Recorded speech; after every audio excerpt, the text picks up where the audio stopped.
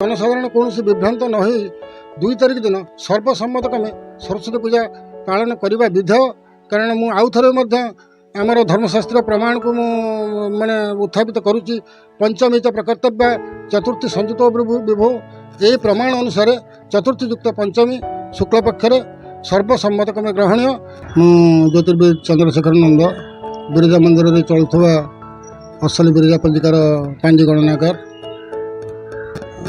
आपण मैंने जो प्रश्न मत कर प्रथमे सरस्वती पूजा संपर्क में द्वंद्व लगी रही। द्वंद्व कौन सी प्रकार नहीं कहले चले। गत वर्ष ठारू आमे माने 2 तारिख दिन सरस्वती पूजा होगापाई सर्वसम्मत क्रमे ओडिशार समस्त पांजी निर्धारण कर मात्र गोटे 2टा पांजी से 3 तारिख दिन को लिखिं जोटा कि अशास्त्रीय बोली मु अनुभव करुच्ची।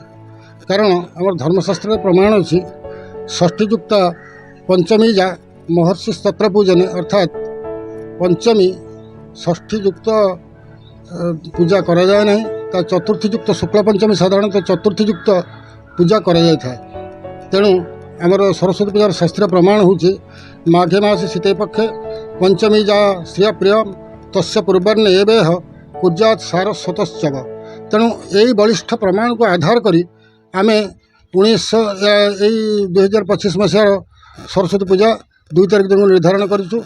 एवं तिथि दिन 9टा पर आसुले सरस्वती पूजार कर्मकाल हूँ मध्याह्न काल। यह मध्याह्न समय पूजा कराए से आम 2 तारिख दिन को निर्धारण करूँ। 2 तारिख दिन टी हूँ सर्वसम्मत और 2 तारिख दिन समस्त सरस्वती पूजा करने उचित। जाकुंदं तुषार हार धवला जाश्वेत पद्मासना। साधारणतः अनेक क्षेत्र में देखा जाए महाकाली महालक्ष्मी महासरस्वती पूजा एम पूजा रात्रि काल कराए। रात्रि काल कुंद पुष्प कर कुंद पुष्प कहले कई फूल। तेणु संपत्ति प्राप्ति निमित्त सरस्वती पूजा जो मैंने करती से माने श्रीपंचमी बोली कही था। यही श्रीपंचमी सरस्वती पूजा कुंद पुष्प अर्थात कई पुष्प द्वारा रात्रि काल कराए।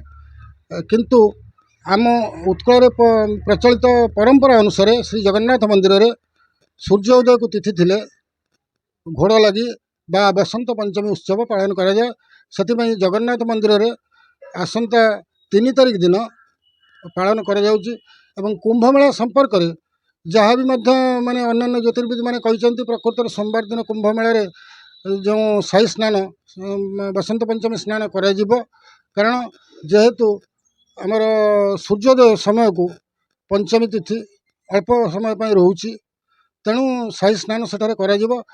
किंतु अस्मदेशीय परंपरा अनुसार श्रीपंचमी व सरस्वती पूजा आमर 2 तारिख दिन निर्धारण करा जायछि। 2 तारिख दिन सर्वसम्मत यह उत्कल पालनीय। 2 तारिख दिन सरस्वती पूजा होची संपूर्ण ठीक।